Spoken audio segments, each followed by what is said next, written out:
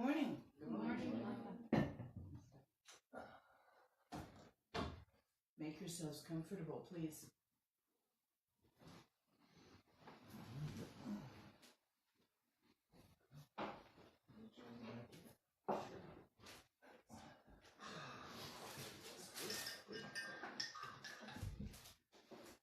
Why, thank you.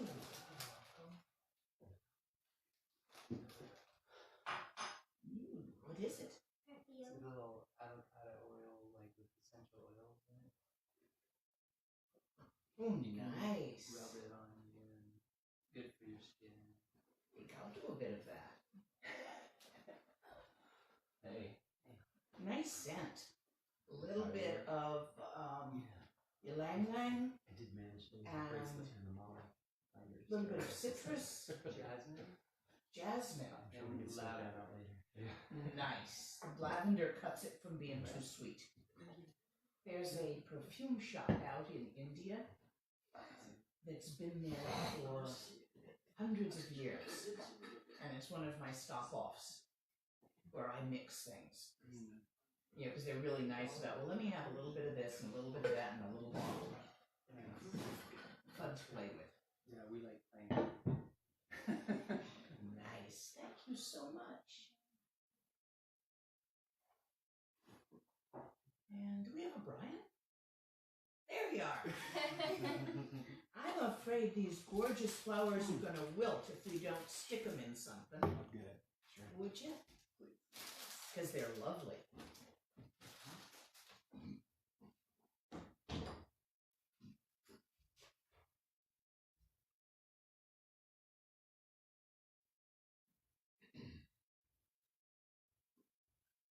Chupu kundu zombo gomboe, dorji sempagarab dorji dang. Shire singde bardu shin labdi, dedam nazam tata tusum chi. Zogchen jupe lamala solwa deb. Again pema junila solwa deb. Dorje chang chichila narodang, marpa mila gompo tatapa.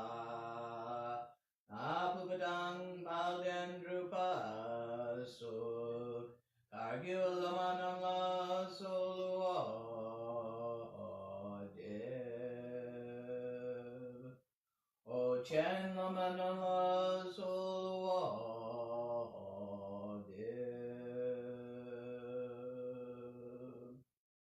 Dru chen lamanam la solwa deb. Nyendu lamanam la solwa deb. Alquandu zhongdang yerme pa. Gongarab doji shinchag pa.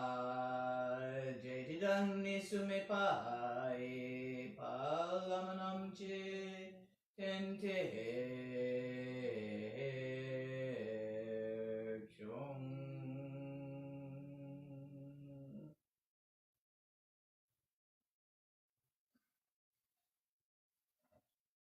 So I believe these teachings have been designed as question and answer. Did you bring any questions? You got any? Or you? Yeah. Can you give us pointing out instructions? I can. Is that what you want? Yeah. So the pointing out instructions, one of my bond teachers said to me, Dzogchen isn't lineage specific, nor is Dzogchen, nor have you any right as a teacher to hold Dzogchen secret and make students jump through hoops in order to get it. What right does a man have to hold someone's own true nature secret from them? Nonetheless, Dzogchen is self-secret. If you're not ready to look there, you won't look there. I could shout the highest Dzogchen teachings from the rooftop in the middle of Manhattan without breaking the secrecy. The pointing out instructions are a secret, but they're not a secret from my side. I'm happy to give them. In fact, rarely do I give a teaching without them. However, they are secret from the side of sentient beings, and with the exception of Chikchawas, of which I have only seen once in all my years as a translator or a teacher. A Chikchawa is someone who, the moment they hear the pointing out instructions, sees exactly what you're pointing at, and is fully enlightened in that moment and requires no further teachings and wanders off.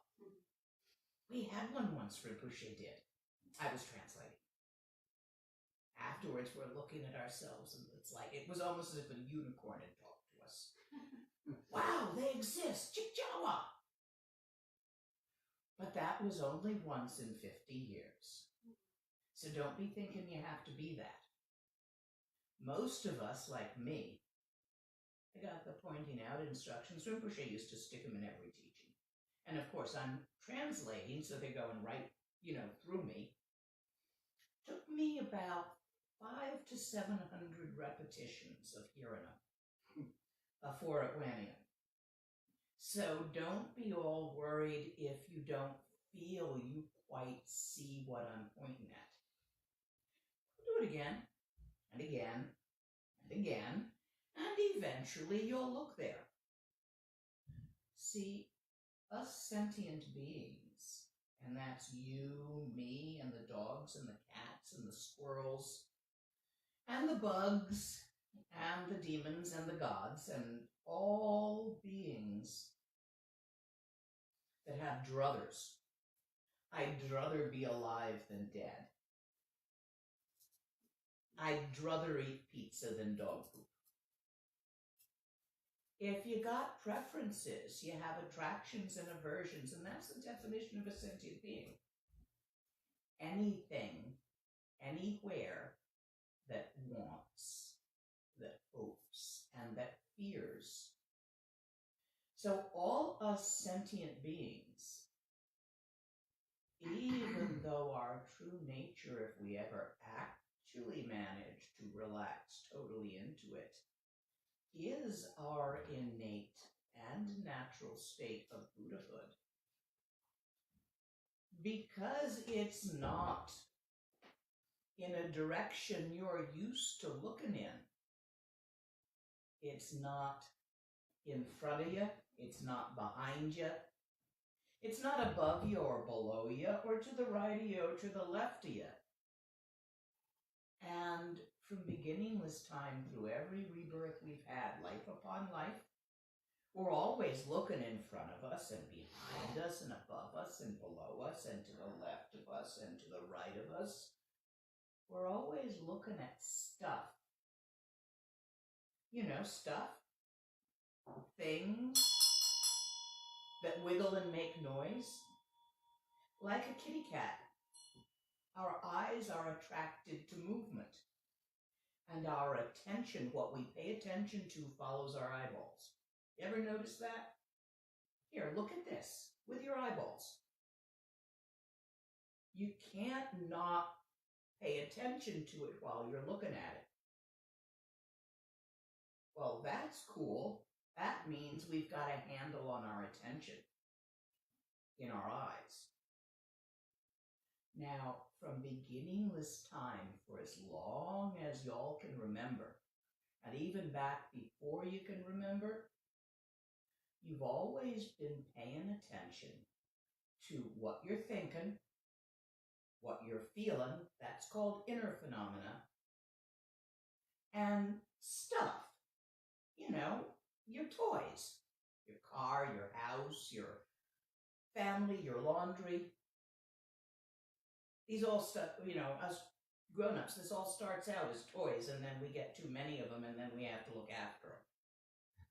But we start getting them because we want to play with having a house and decorating it and having nice clothes, and then we got to deal with laundry, and so it gets out of hand. But I'm going to refer to all that stuff as your toys that you're always messing with, even if it feels like work by now. Stuff. Your attention has always been either inside on your thoughts and your feelings or outside on your stuff. Point focused. Like when you read, your eyes point focus on the words and the letters, and then you can read.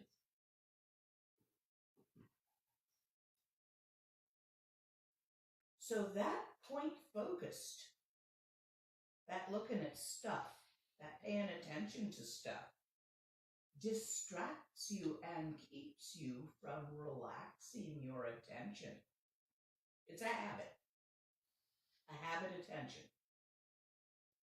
And that habit keeps you from relaxing your attention and noticing the totality of you are. Because you're always looking at what you're thinking instead of where you're thinking. You're always looking at what you're feeling and what you want to feel and how you can make yourself feel better, rather than looking at where those feelings be happening. You're always looking at the stuff and never at who perceives the stuff. When you see something with your eyes are having sensations. Your eyeballs, they're having sensations of shape and color. But you are interpreting those sensations as cup of coffee, cup of tea. You don't know what I've got in this cup. You're just guessing, except for the one person who made it for me.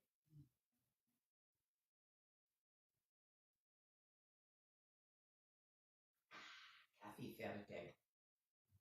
You ever been to Switzerland? Cafe Fertig is where they spike the coffee with a good bit of schnapps. See, you don't know what this really is. You're making up a story according to, you're seeing this shape and some color, and you're comparing this shape and color real fast in your mind to all the other shapes and colors you've ever seen and the context in which you're seeing it, and so you're naming it Lama's Cup of Coffee. You made that name. It doesn't have that name by itself. That name is in your mind. You made it up with your thoughts so fast that you didn't even see it happen. That's the ignorance which accompanies and creates each perception. It's an ignorance because it's an overlay. You don't see things as they are. You see them as you think they are. If a dog were to walk up and talk to you, you would not perceive a dog walking up and talking to you. You would perceive a dog walking up to you and some words coming from somewhere else. You'd explain it away. It's why you can't see the dragons and the unicorns. Even if you see them with your eyeballs, you're going to make some explanation about light and shadow, or a sculpture, or the way the light hits the tree, that explains it away as not being a unicorn, as not being a dragon in the clouds. And so you don't actually perceive them even if your eyes do. Your true nature, the totality of your mind, in which all this is happening, is completely obvious when you stop fixating your attention on the all this, on the thoughts, the feelings, the perceptions. How are you going to do that? There's a trick to it. You guys who wear glasses have an advantage. If you take them off, it's easier to relax your eyeballs. The rest of you, back in college or high school, I don't know if you learned this yet. Have you learned how to sleep with your eyes open yet? Okay, it's something that's really important, and you learn it in high school. And it's because sometimes you stay up all night, playing video games or something, then you got to go to school, and some of the teachers get really boring. But you don't want them to catch you sleeping in class because they'll yell at you. So you learn to sleep with your eyes open. When you sleep with your eyes open, you relax your eyeballs. Can you remember before you knew how to read? Yeah, that's a hard one. So you've already learned to keep your eyeballs in looking at stuff focused. What you gotta do is relax your eyes and look to wherever your eyeballs naturally land, which is probably going to be some spot on the floor, or maybe on this cloth, this table in front of you, with your back straight and sitting just like you're sitting right now, which is absolutely perfect. You want to take your eyeballs and look at the spot they naturally land, and then take a deep breath in through your nose and blow it out through your mouth.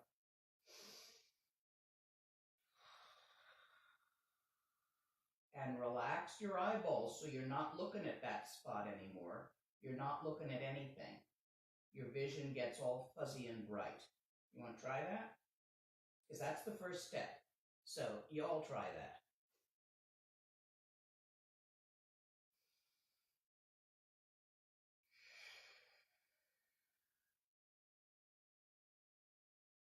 Now, you all know how you're always talking to yourself a little bit, explaining to yourself what's going on. You got to shut that up for a minute, or at least stop paying no attention to it. So with your eyeballs all fuzzy looking so that things aren't clear to your eyes, this is going to help you to relax your attention. Now, mostly us Homo sapiens, we be paying attention to what we are thinking most. The little stories we tell ourselves. You're going to relax your point focus of attention, which looks at each thought while it's happening, and shift it to where those thoughts are happening. See, your thoughts happen in your mind.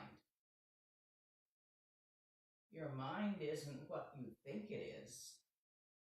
You think in your mind, but your mind is bigger than thoughts, because you can think all sorts of thoughts in your mind, not just one. So we say, follow your thoughts home to where they're happening. Imagine pictures. Imagine a picture of a really big tree. Like you're right up against the tree, touching it with your hand, and it's all around you. That picture is in your mind, right? Because you're imagining it. Relax your attention. There's a sky over the tree and a ground under the tree. See how big a picture you can imagine. See, as far as your imagination extends, your mind extends, because you do your imagining in your mind. Now gently let go of that picture with your attention, and let the orifice of your attention, which is usually like tunnel focus, looking at this or that, let it open up. Wide, wide, wider, 360 degrees all around, wider, into the 4th, 5th, 6th, and 7th dimension, wider, macrocosm, microcosm, across time and space, and beyond that as well, beyond the beyond. Gedi gedi para sam gedi bodhi soha.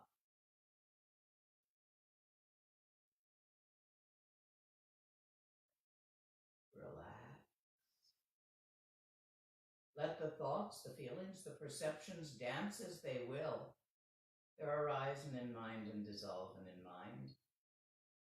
They aren't made of anything other than mind. The unlimited imagination is still smaller than the true vastness of mind, which is beyond imagining. No matter how big you make the picture, the mind is bigger because the picture's inside your mind. Relax. When attention opens wide and completely, it is called the infinitude of open awareness. It's your own mind, it's your mind, but even the idea of mine and yours, those are thoughts that are coming up in your mind and dissolving in your mind, and your mind's bigger than your thoughts, bigger than the pictures, bigger than your feelings, bigger than your perceptions, bigger than you can imagine. So you rest and you relax yourself into that. And the thing is, that bigness, that infinite vast expanse of mind itself, it's not a big dead old nothing. It has clear light, vitality, the vitality by which you imagine, the ability to imagine. And your imagination is lively,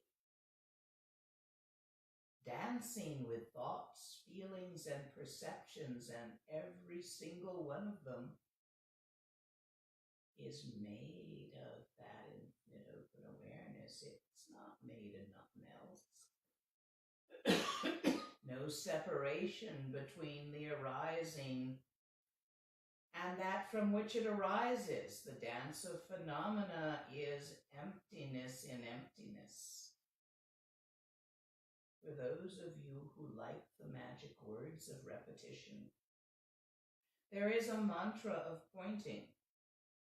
Repeat after me.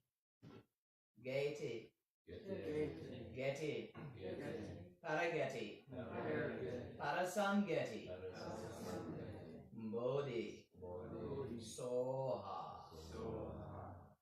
Geti Geti Parageti, Parasangeti, Bodhi, Soha. Geti Geti Parageti, Parasangeti, Bodhi, Soha.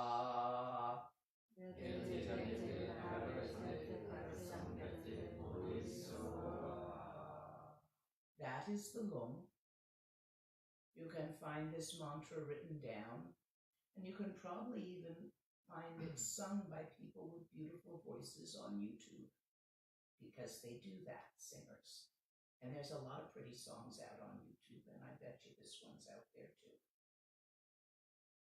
That mantra says, gone, gone beyond the beyond. So be it. The word Buddha, Bodhi, it means gone beyond the beyond. You, as your own true nature, are gone beyond the beyond. The whole trick of meditation is to sit and notice that. And to notice it again and again until you're sure of it. It's that simple. It's too simple for a lot of people, so we have Tantra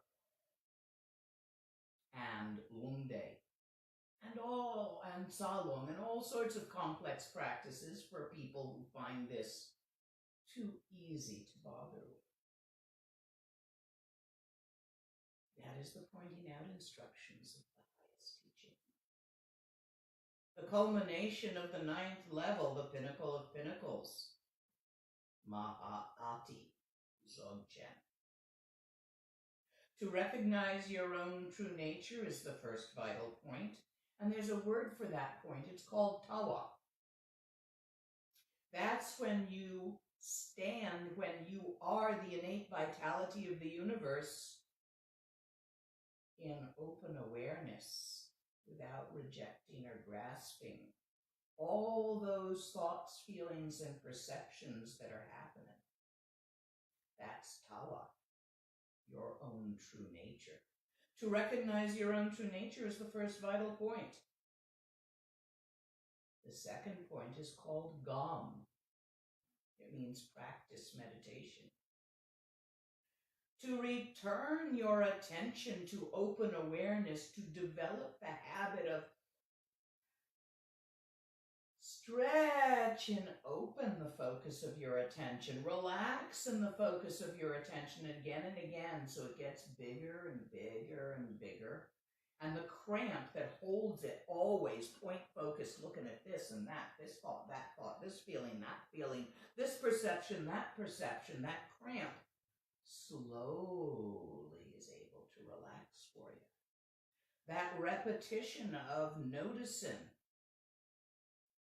open awareness in all its innate vitality and lively imagination, creativity. Again and again, notice it. Just notice, don't grab it. Don't try to maintain the perception of it. Perceptions come and go. They're always moving. You don't want to be grabbing a perception. Perceptions, like thoughts and feelings, are things that happen in mind. The perception of infinite open awareness isn't infinite open awareness. It's a perception. Don't grab it. However, allow yourself to notice that perception, the feeling of it, even the idea of it, again and again, at all times and on all occasions, while walking and talking, while eating and sleeping, until you're sure it's always there. And that surety does not come intellectually from understanding. Y'all want to stand up for a moment? I want to show you something.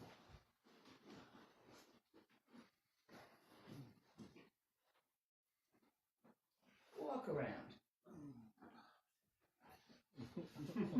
Quick, somebody take the cushion away. Musical cushions. Okay, have a seat again. Back, not. It's interesting.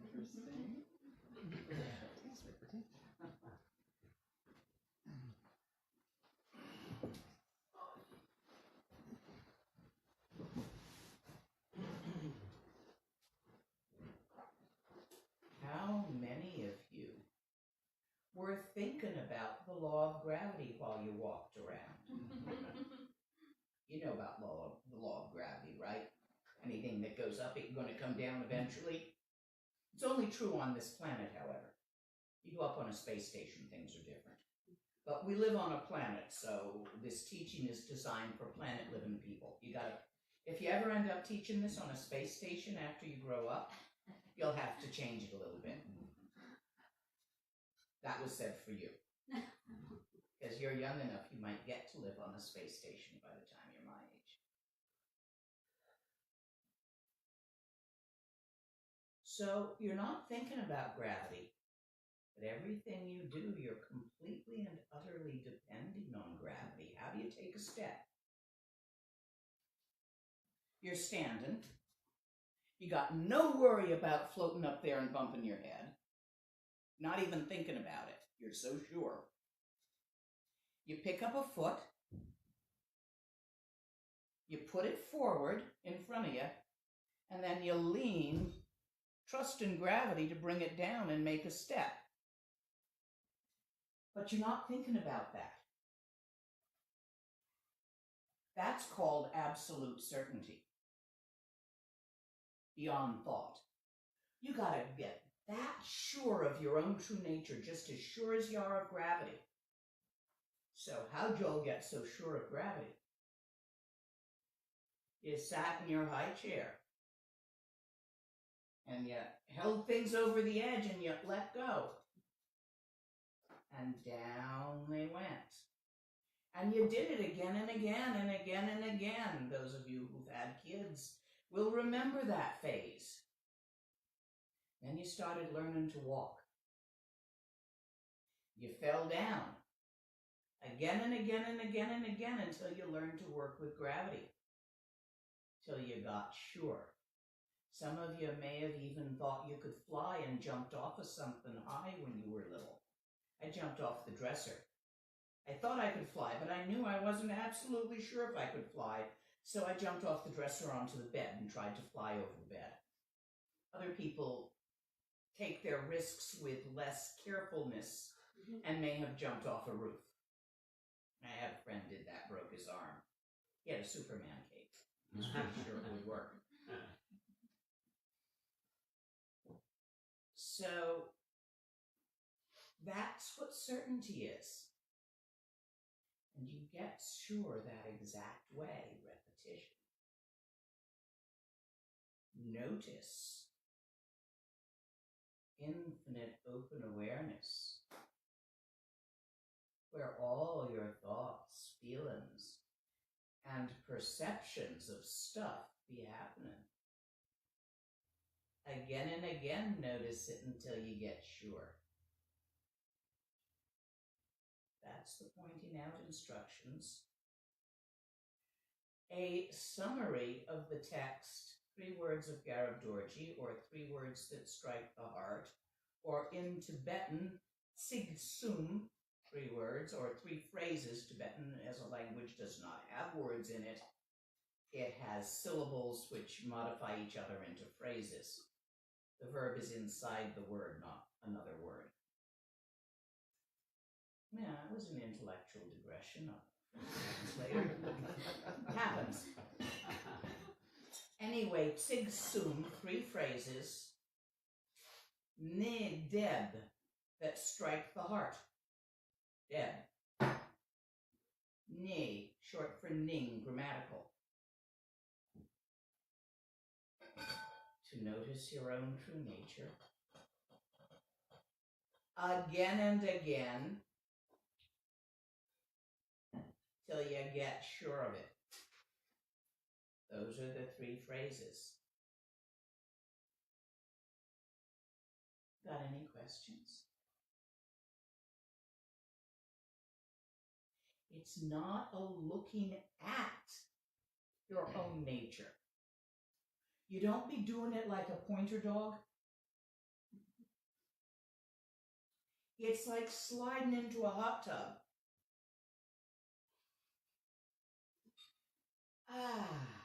It's a relaxation, not a pointing. If you're pointing at an idea, or a feeling, or a perception. And those arise in your mind. They are not the totality of your mind. Now, here's where mindfulness comes in. You got to remember to look there often. So how are you going to remember that?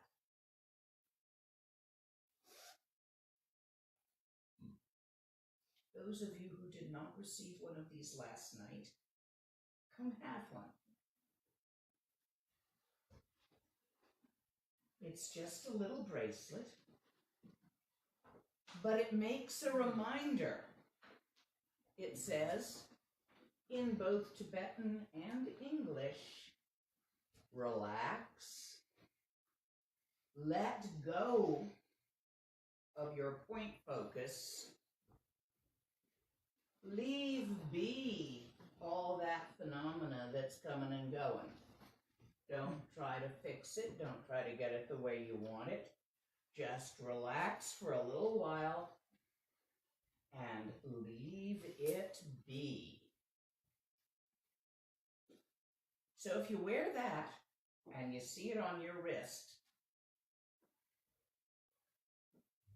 every time you see it, check and see if your mind's still there. It's real simple. That's all there is to it. If you want to create a wish path To be able to notice it more easily, you say the mantra. Geti geti para sam geti bodhi soha. A lot of times. That's just doing the magic. Training the mind through the path in the universal unconscious by the repetition of sonics, which creates the cause for you being able to notice it again and again, or even the first time. Do you have a mala? So when you do it, it's good to do it on your mala. When you say the words, geti geti para sam geti bodhi so. The reason why it's good to do it on your mala is because your mala becomes a power object and takes a charge of beyond the beyond. So at times when you can't find how to relax, because something's bugged you, you're upset about something, usually that's when we can't find the way to relax. If you just hold your mala, it'll help you. Because the remembrance is in it.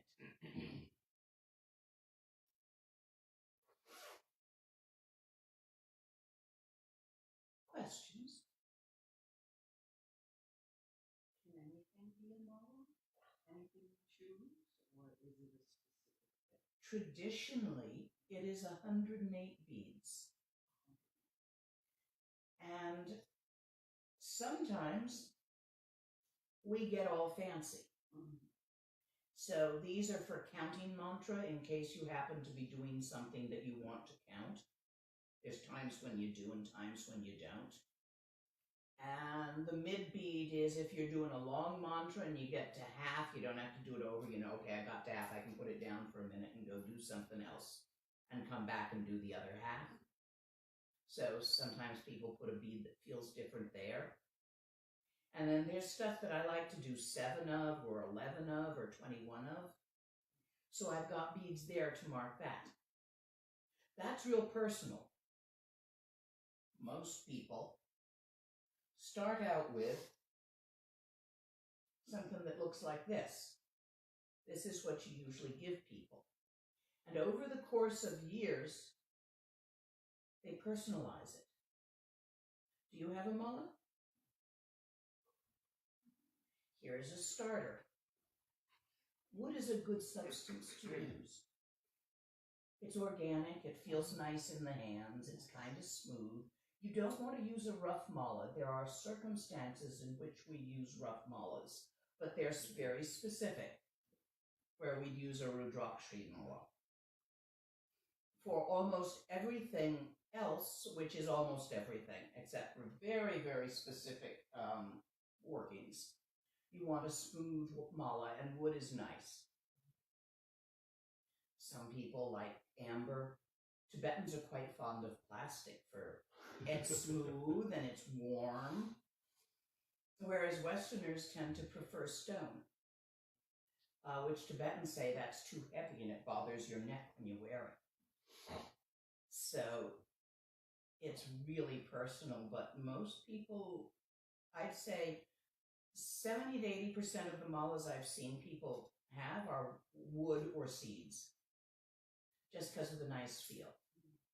When you restring it to personalize it, always string it with double thread. This is because inevitably, if you use a mala, the thread's going to break. Dental floss, wax dental floss is really good. Double. The reason being, one thread will break before the other one. So you know it's broken, it's breaking, time to restring, but you don't lose your beads. It's a practical thing. And over time, slowly, you will find reasons to personalize it in this way or that way. No hurry. It takes a while. There's a particular setup I like, but that's just the numbers I use. Every Tibetan's got it a little different. Other questions?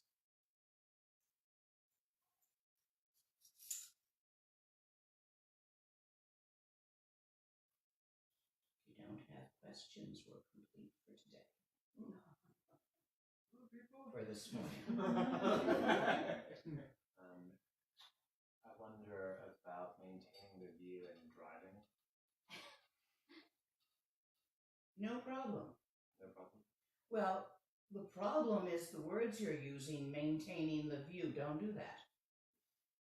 See, if you maintain it, it's stale, canned. You're hanging on to something from a moment ago and trying to keep it going in this moment. Don't do that.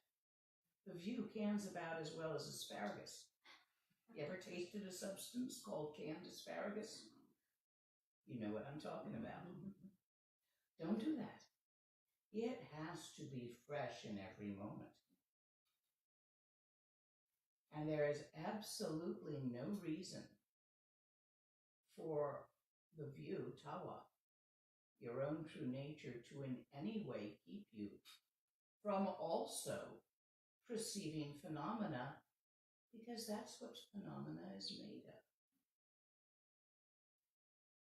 But the moment you grab phenomena and try to fix it, change it, improve it. See, we spend our whole lives trying to get our stuff the way we want it. And then trying to feel good and not bad. And then trying to have thoughts that we feel good about. See, when you think nobody loves you, nobody loves me, everybody hates me. Think I'll eat some worms. Big ones, little ones, fat ones, skinny ones. I think I'll eat some worms. Remember that song? You gotta know that song. That's a good song. It's a song from my childhood. So when you feel like that, you feel bad. And you don't want to feel bad. When you think nobody loves you, you feel bad. When you think everybody hates you, you feel bad. Sometimes you feel like that in school or in cocktail parties, oh, you grown-ups, or in social situations where you don't know what to say and you got a zit. Yeah, hello, life. And you don't want to feel like that. So you try to fix it. Whether by leaving the cocktail party and going somewhere you feel better, like at home in front of the TV, or having a drink to relax yourself, or.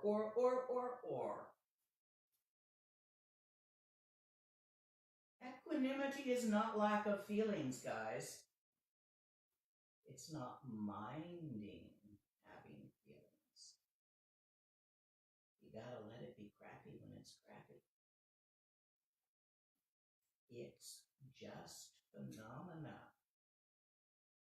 It's not made of matter. It is totally lacking in duration.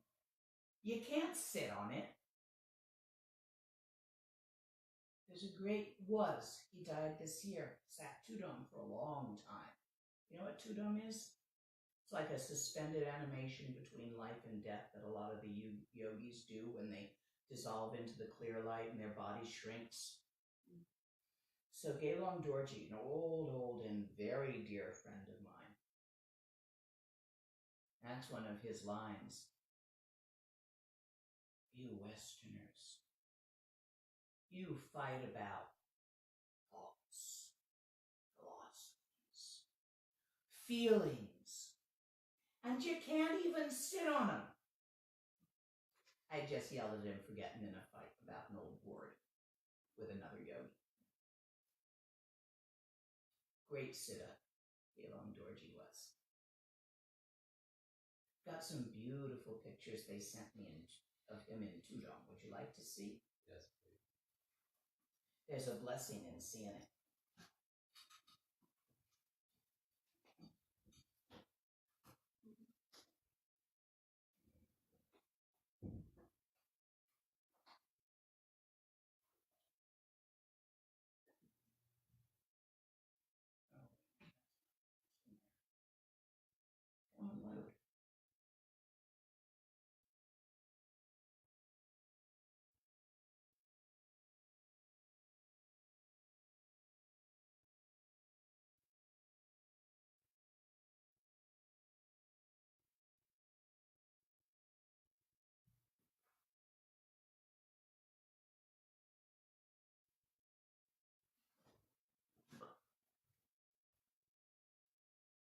That was about a month after I left India, where we were doing some hanging out together, and he made me a cup of tea, and I knew he was going.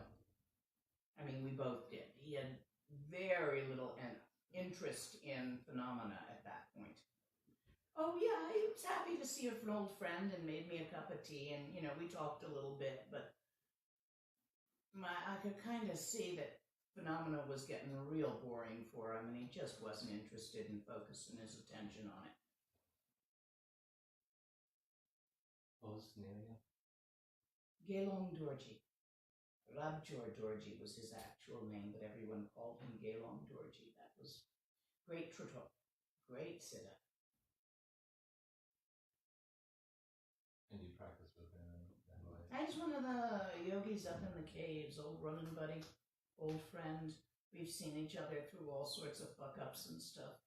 Did you tell us a little bit about your history and where you were practicing mostly in the Himalayas? Sulpema. Up in Himachal Pradesh. It's a little hanging valley in the high mountains with a lake formed miraculously.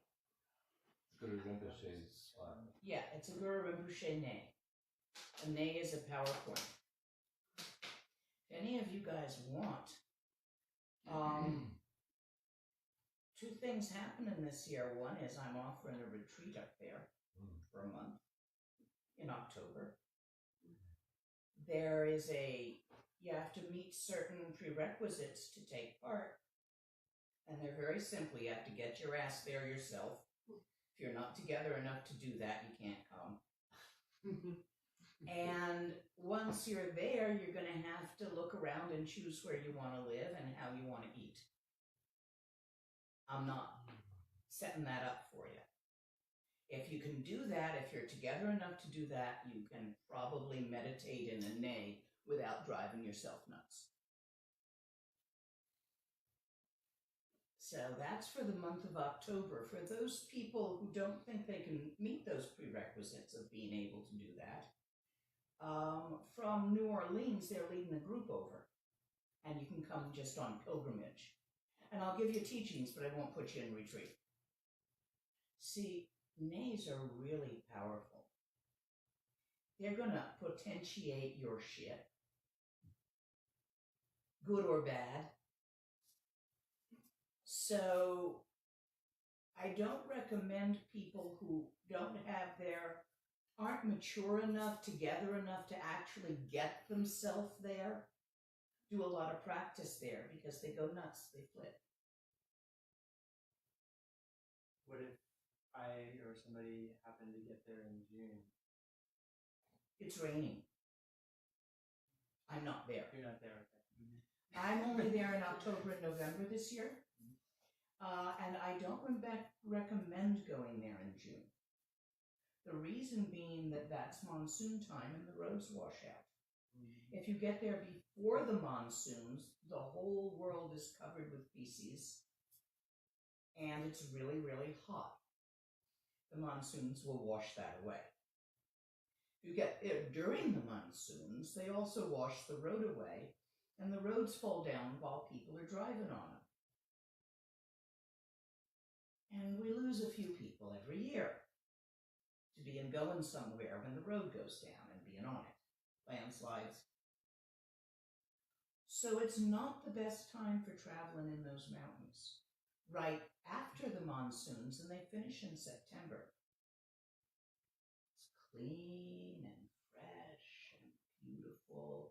And by October, they've put the roads back. And you can get there. So that's why I'm there in October. And the passes are open, and the high mountain people, who are a lot of my students, come down. So I'm there for them. A lot of the Kanuris and Ladakhis. So who is this guy, Guru Rinpoche?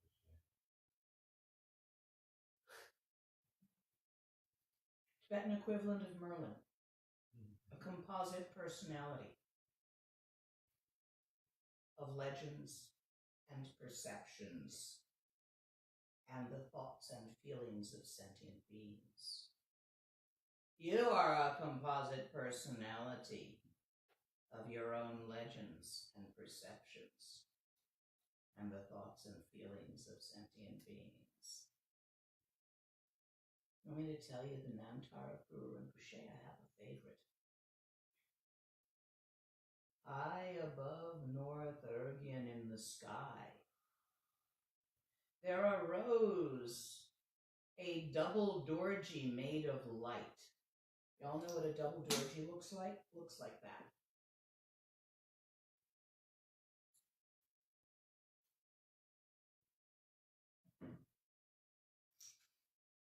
It shone forth with rainbow-colored light, causing many sentient beings to have many interesting perceptions.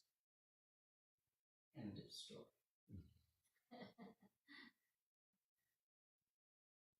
Read the book. Plural.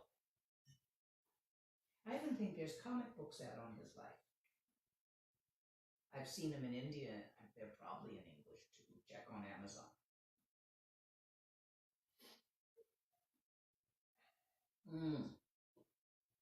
It's a beautiful graphic novel with amazing artwork on Milarepa, on his life. And I bet you that's on Amazon too if you want to read it, if you like graphic novels. Next question. Yes. So you talked about the dualism of clenching to focus on phenomena versus relaxing into true nature. Would you therefore say that the felt sense of clenching versus relaxing is a good moment-to-moment indicator or compass of moving in the right direction? It is a good compass of the difference between Digpa and Gewa. Those are funny words. They get translated into English as sin and virtue, which is a really crappy translation. For example, Digpa is things like running with scissors. You all know you shouldn't be running with scissors, but it's not a sin. It's simply a stupid idea and likely to cause you to get hurt. So you really can't translate that as sin or virtue. Digpa is stuff, actions, that tend to lead to constriction, not just your constriction, constriction of all those living beings involved in those actions. Gewa is actions which tend to lead to openness, relaxation, which is what happiness actually feels like when you feel happy.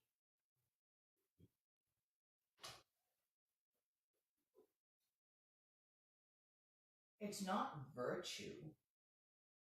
It's not like being a virtuous woman.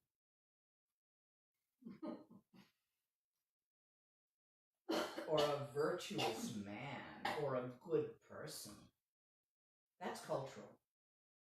How you define sin and virtue is just a cultural matrix. This is beyond culture. So, yeah, you probably want to be virtuous and avoid sin in your culture, because then if you don't, people will yell at you. Or at least take precautions not to get caught at it. But Gewa and Digpa is something else altogether. It's working with a natural law called karma. And karma is all about how the space-time continuum holds itself together through cause and effect. It's the structure of time. It's not fair. It's not good. Nobody deserves anything in it.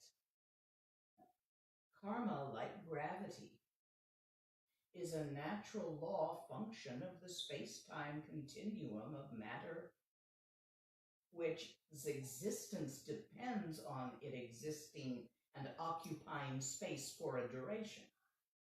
Space and time continuum. Gravity and other natural laws like centrifugal force, an object tends to remain going in a direction. All the laws of physics and mathematics, first of all, they aren't outside of infinite open awareness. They arise in mind, they're made by mind, defined by man. Second of all, they are neither fair nor good nor bad. They're just the way it be happening in this dimension around here for the species inhabiting this dimension around here. There are things which gravity affects in completely different ways. There are things which karma affects in completely different ways. The way karma works with plants, not with sentient beings that think they're a plant for a while, but with actual plants, is such a different system because it's a different natural law. And the universe is bigger than you can imagine. I don't care how good your imagination is. There's stuff out there bigger than that.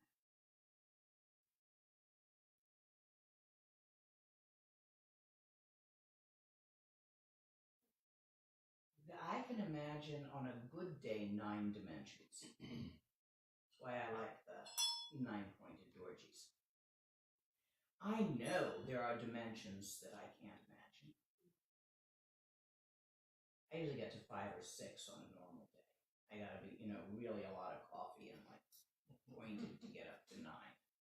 It's kind of fun exercise with the imagination. But it's still thinking and feeling. Still point focus. Even if you point focus on 9 dimensions in 9 directions, you're still imagining.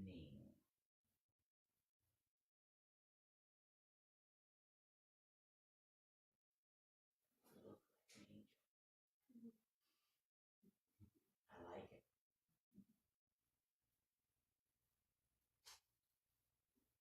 Does this answer the question? It's a good relative compass. Good relative compass. And it's not absolute. Nothing ever is. So, the exceptions that prove the rule, there's probably some gewa somewhere that feels really constricting. And some digpa that feels really opening. Let me assure you that you're never going to get everything right 100%. And attempting to achieve perfection is stupid. When we say it's all innately and naturally perfect, we don't mean the kind of perfection you're thinking. We don't mean all nice. That's obviously not true. It's not all nice, is it? Not when people die of cancer, and dogs get hit by cars, and there's wars and idiots running things.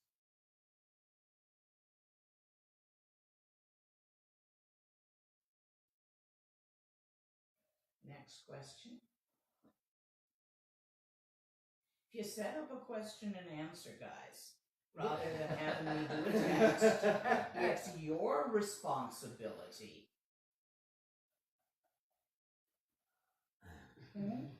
Yeah, Brian. Hey! I'll pop up with you. So,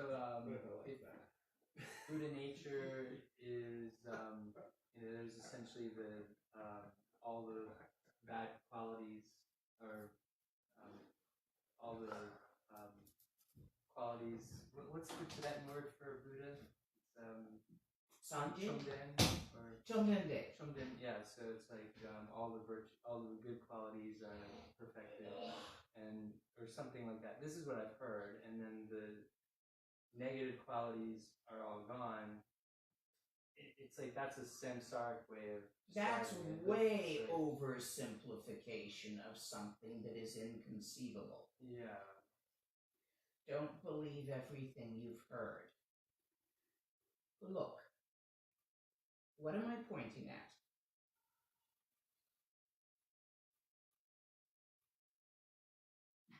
It's a bell. The top of the Okay. OJ. I'm actually pointing at a bell. Yeah.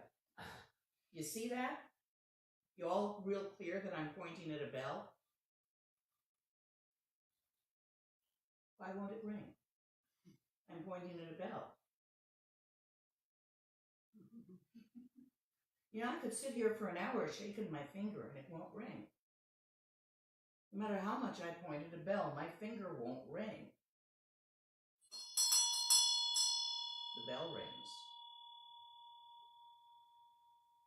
Dharma is a finger. It points. All those words of Dharma, in all those sutras, the Buddha spoke 84,000 teachings, all to one point, and none of them were true. That's a quote. The word bell won't ring either. Nope. You see that cushion back there with the kata? Y'all please point at that kata. Y'all please notice that you're all pointing in different directions at the same thing. All the words of the Dharma are like all those fingers pointing at the kata from every which way, in every which direction. So when you start reading a lot of Dharma texts and a lot of sutras and getting a lot of teachings, you're going to notice that all the lamas seem to be in disagreement. And the same lama seems to be disagreeing with himself in a different teaching. Yep. It's like that. It's all those fingers pointing at that kata from every which way. Samantabhadra, the all good. Oversimplification. It's not that you gathered up all the stuff you like, named it good, and took all the stuff you didn't like and got rid of it. Rather, each thing is inherently in its natural place. Like shit, right? If there isn't shit, rot, slime, there isn't compost. There isn't compost, plants don't grow.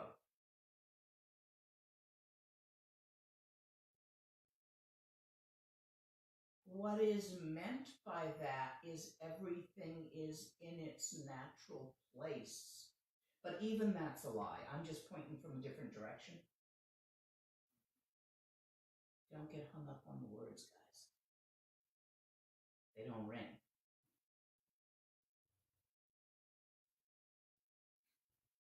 The one piece of all my teachings that I ever put on YouTube on purpose, and there's only one that I put there on purpose, all the rest just sort of happened somehow.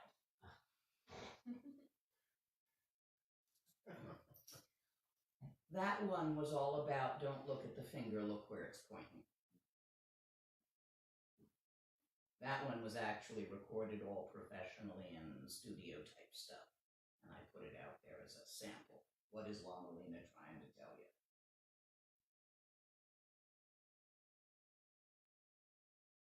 Got more questions? So that was just the beginning. Okay, keep going. It's like along with that concept, there's so if an emotion comes up, it seems like there's a, let's say I'm angry at somebody. Yeah, that happens. Then there's like an object of my anger, and then the anger, and then this perception that there's a me that's angry at that That's not how you peel it. Well, But yeah, that's what's happening. Yeah, bear with me. It's like at a samsaric level. Yeah. And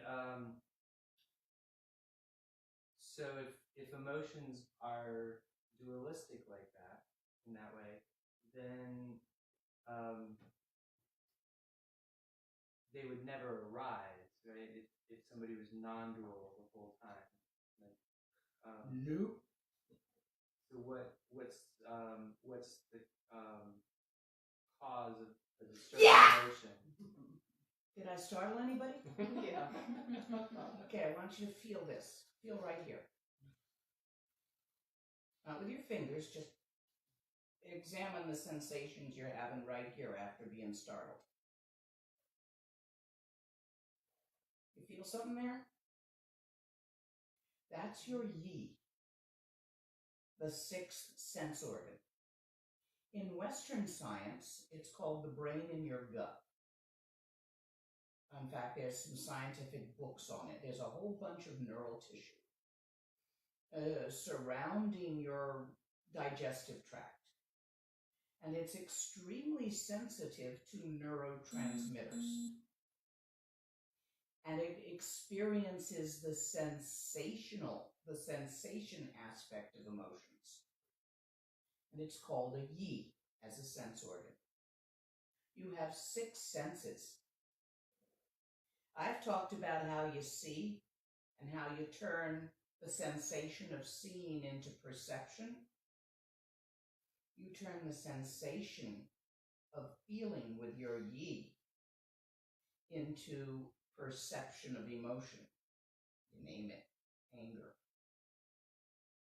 You name it, fear. You name it, excitement. We pay money to watch scary movies. We pay money and put forth effort to ride roller coasters, drive fast cars, and do other things which cause intense sensations of the yi. And when we do them on purpose, we call them excitement. And when they happen by accident, we call them fear. You will notice if you take the story out of the feeling, what's left is pure sensation. But then it's no longer disturbing emotion, right? Because you're not naming it, but you're sure feeling it. Yeah. You might be laughing, you might be crying, you might be banging your head on the wall with an emotion. Feelings don't stop, they're part of the vitality. No, the liveliness that arises from the vitality. When you take refuge in Dharmakaya, Sambhogakaya, Nirmanakaya, you're taking refuge in open awareness. And its innate, natural vitality. It's not just big, dead, old nothing. That's nihilism. It's vital. It is aware. The word for awareness is rigpa, the seer. Clear light is the light by which the seer sees the vitality of the universe. It's aliveness, not alive as in got born, gonna die. Aliveness as in innate vitality, movement of chi. When you take refuge in Sa, Lung, and Tigli, that vitality is referred to as chi. When you take refuge in Lama Yidam Khandro, that vitality arises as the archetypes of Buddhahood in the universal unconscious, which themselves arise as the vitality.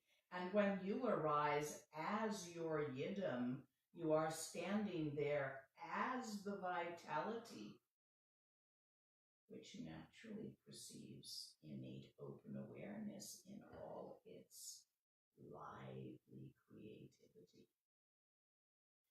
Thoughts, feelings, and perceptions are the lively creativity of the innate vitality. There's nothing wrong with them, except tunnel vision on them. So they distract us from the totality of ourselves, and we limit ourselves to being only what we think we are and only who we feel we are, and limiting our perceptions to only what we think we see, feel, perceive, are, by the stories we tell ourselves. Working with emotions is a whole retreat. You want that next year, ask for it. But it's not something I can give you completely in this moment.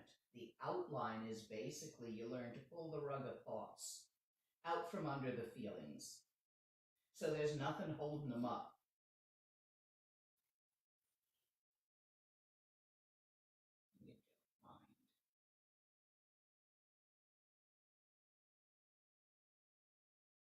Equanimity is not lack of feelings. It's not lack of anger, lack of depression, lack of sadness, lack of avarice, lack of jealousy, lack of horniness and desire.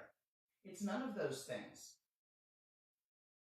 Equanimity is not minding those feelings so that they can arise and dissipate naturally as they do, without you grabbing on and making something out of them and sitting on them and twirling, which is what we normally do with our feelings.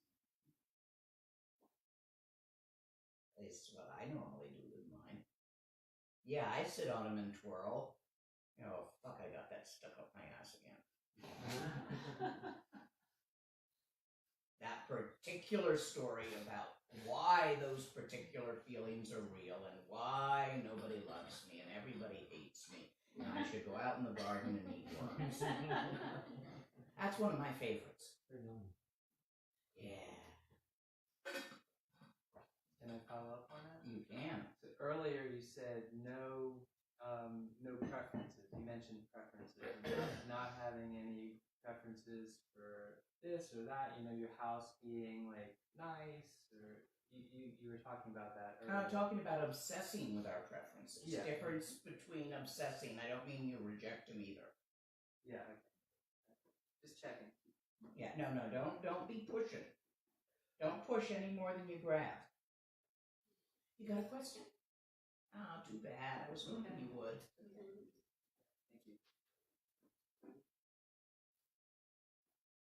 Tell us about Vajrasattva. When guilt is your problem, it's really good for you. When you got cricks in your channels, and they're so cricked that you can't really get your attention open, because because somebody up and conditioned you into this or that belief system as a kid and it's still stuck, it is a great way to wash the crap out. Also, as we go through our day, we get stuck in patterns, usually in remanifesting our old traumas and applying them to the current situation. Vajrasattva is a really nice way of getting that out of your channels. Before I even knew what Vajrasattva was about, my first introduction to Buddhism, I was so attracted to that mantra. It felt almost like a karmic kind of thing. It probably is. You probably have something stuck in your craw from several lifetimes back. And that's the key that'll get that out of your craw so you can move on. Otherwise, you're going to repeat that same crap life upon life upon life. I can't do too many. Why? No, I'm just making a Oh, statement. yes. Then that is your practice. And that practice, as each single practice, goes all the way. After all, Garab Dorji, who taught the 3 words and began the Nyingma lineage of Dzogchen, he got those teachings from Vajrasattva. So the Dzogchen lineage of the Nyingma line goes from infinite open awareness, the great mother ocean of Dharmakaya, to Vajrasattva manifestation of Sambhogakaya, to Garab Dorji Nirmanakaya form, and so on through Jampal Shini and others, down to right now. Since I hold unbroken lineage from that time, through my teacher Wangdo Rinpoche, who received these teachings from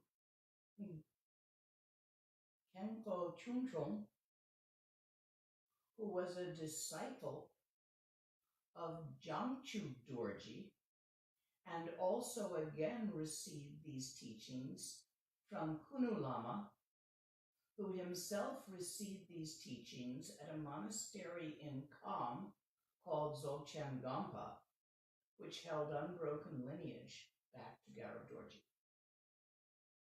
and Vajrasattva. It's an amazing practice, full yidam. It's not just Nundra. Vajrasattva functions quite well as a yidam together with his consort. He holds the Dorjian bell. She holds the Drigu and Kapala. The Drigu is a flensing knife. It peels the crap off the outside so you can see the real stuff. The Kapala is the symbol of one taste, where the perceiver and the thoughts, feelings, and perceptions, or the perceiver and the perceptions, the thinker and the thoughts, the feeler and the feelings aren't separate.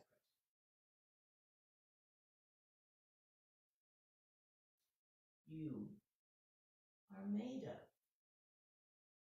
your thoughts, feelings, and perceptions. You're a slippy, slidey heap of a pile.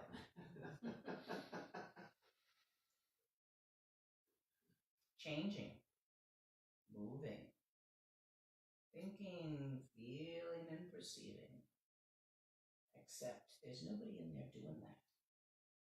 It is the clump of the thoughts, feelings, and perceptions that thinks it's you. All sentient beings misperceive the clump as themselves, and so isolate themselves into a little bitty, momentarily existent, limited, nutty, self-sabotaging clump of thoughts, feelings, and perceptions that's going on right now. Oops. Duality. We don't have original sin like the Catholics do. We have original oops.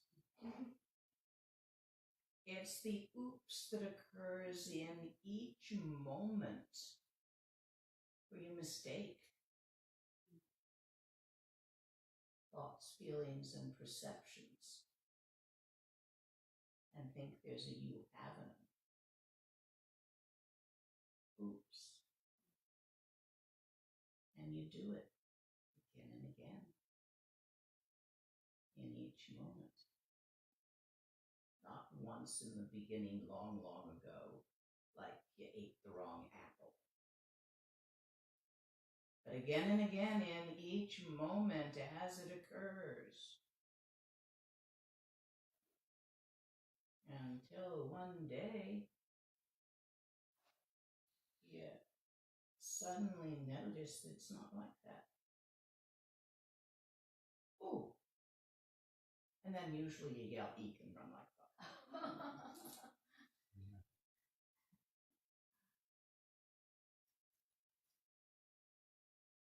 One more question. And then I think I'm done for this morning, but I'm more. And if you don't, I'll think of something.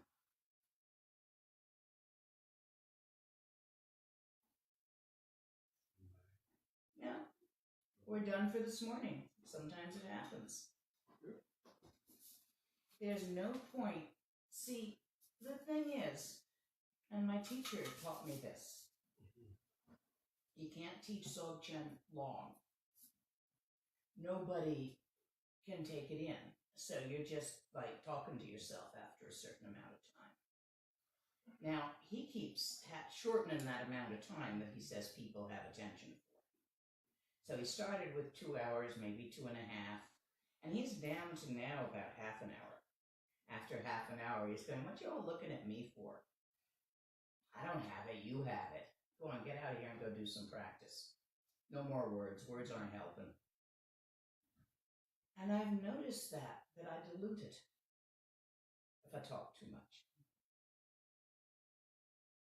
And actually, if you all go out and have a nice lunch and relax, and frequently over lunchtime, you all check and see if your mind's still there.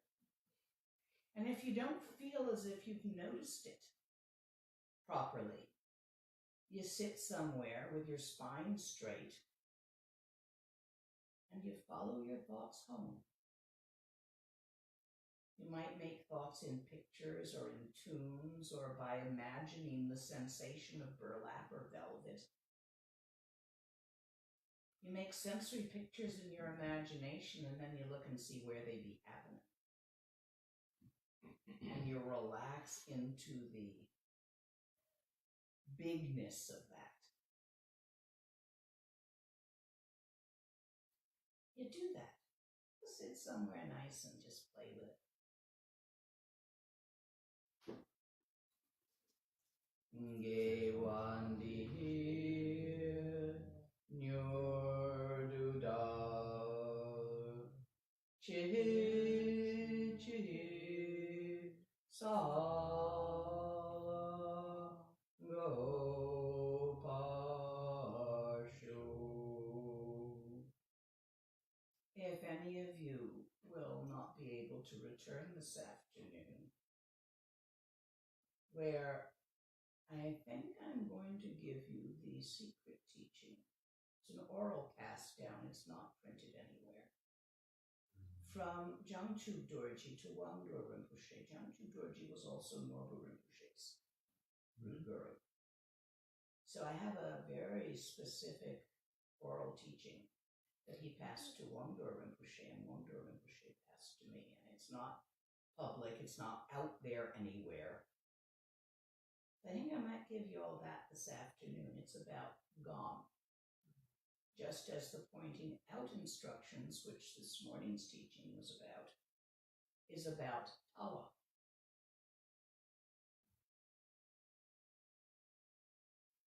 So if you'd like that and you can't think of any questions over lunch, that's what I'm going to do.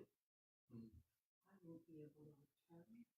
Come and let me share some of this magic stuff with you. My husband was in the hospital and I have to go pick him up. Oh, he's good. He's Oh, good. Now I'm not going to home. show you how to do this. The totality of yourself, your mind, is utterly unfuck-upable. You got no worries. You can't ding it no matter what you do. And the word for that is kata, primordial purity.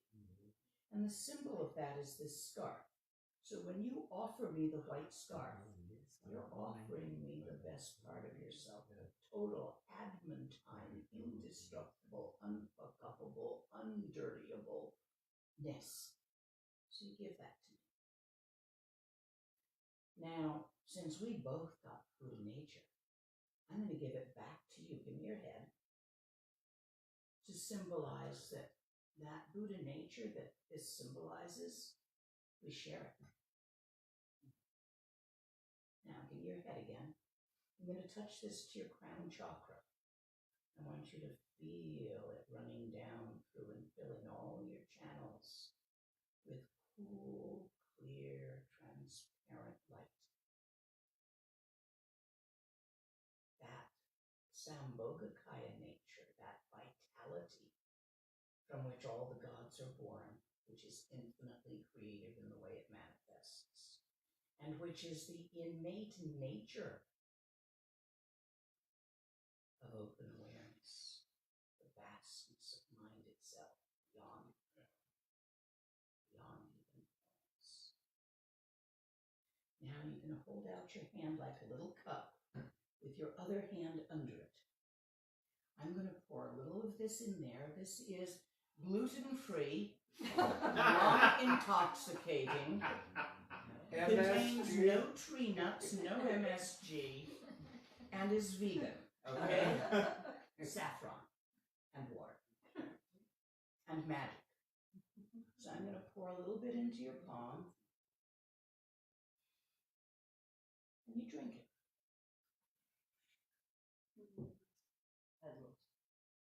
I lost a little bit. That's okay. You then wipe it on your crown chakra. And I'm glad your husband's okay. Thank you very much. You're welcome.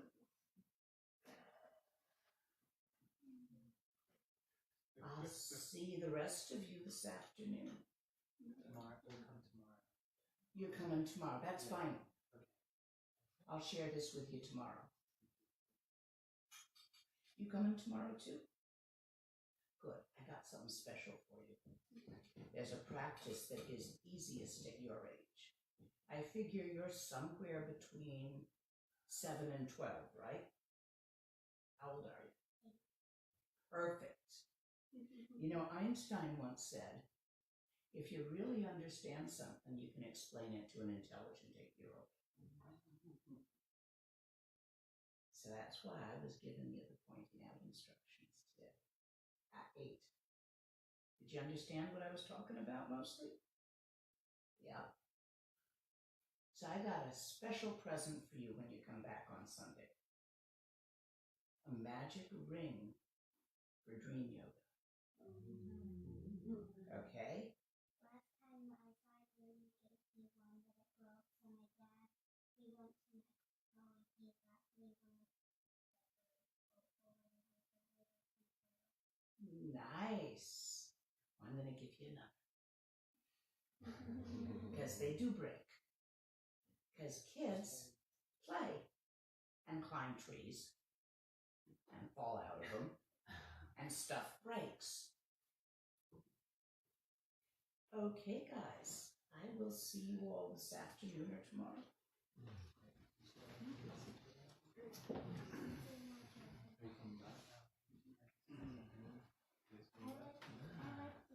Refill me? Yes, ma'am. Do you want to go get some lunch? This one? Yeah. No. Oh, that one. Come upstairs. I'm in so many different places every day. Hi. Turn it off. There we go. Okay, so the offering doesn't happen? You're doing